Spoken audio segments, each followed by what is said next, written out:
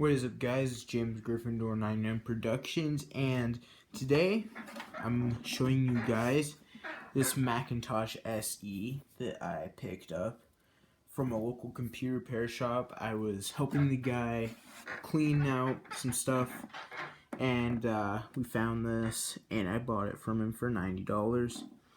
The CRT works perfectly. The floppy disk drive eject at least works. I haven't tested it yet, as I don't have any floppy disks for it yet, but I will be getting some for it very soon. This thing originally came with 1 megabyte of RAM and a 20 megabyte hard drive, which I believe does not work. It spins up and does nothing after I messed with it. Originally it did not spin at all. Inside, the fan does not work at all. I'm going to have to jerry rig a little fan like this one in somehow and get that to work. I'm also probably gonna have to get a new hard drive for this. It uses a standard 50-pin SCSI drive, and also it does have a SCSI port on the back, so I could hook up a zip drive that I have, but I don't have any zip disks either. This thing has the original mouse and keyboard for it, which do work. I've tested those already. And this is what it looks like inside.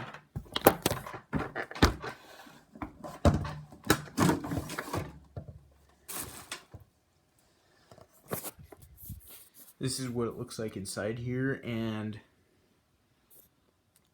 focus, there it goes. It's got the shielding for the logic board. I've already taken the logic board out. The RAM has been upgraded because I noticed both of the resistors for the RAM were cut off, which means that it had been upgraded.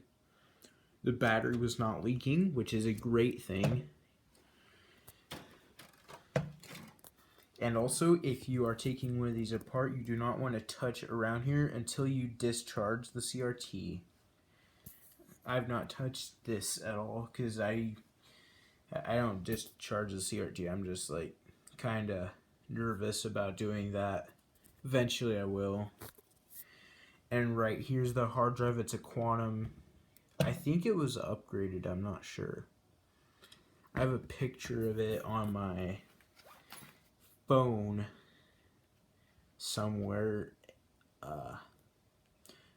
That's the hard drive.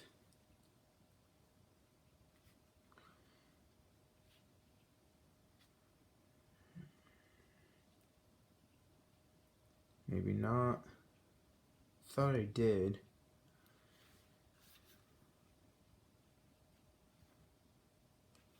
Oh, here it is. It's a Quantum Pro drive. It doesn't say the size, but it might be the original, it might not be, I'm not sure.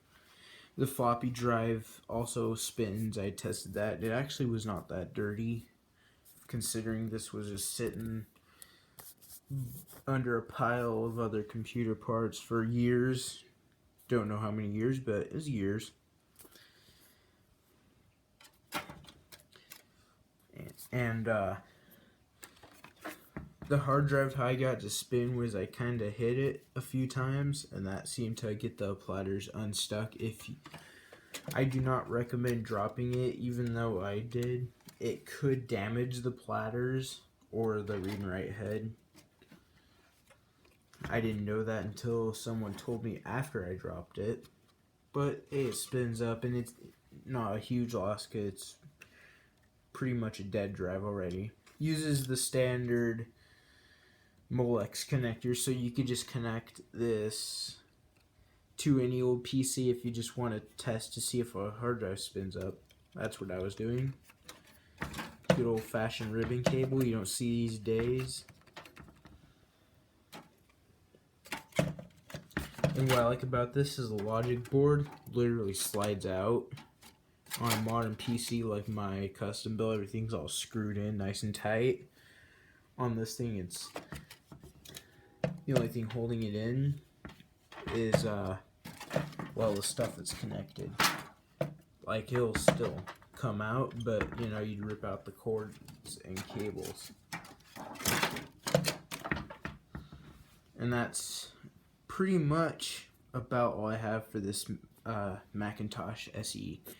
I will make an update video when I get the floppies, and possibly when I get my new hard drive for it, if I have to replace it, because I do want to get this into working condition. Thanks for watching, guys.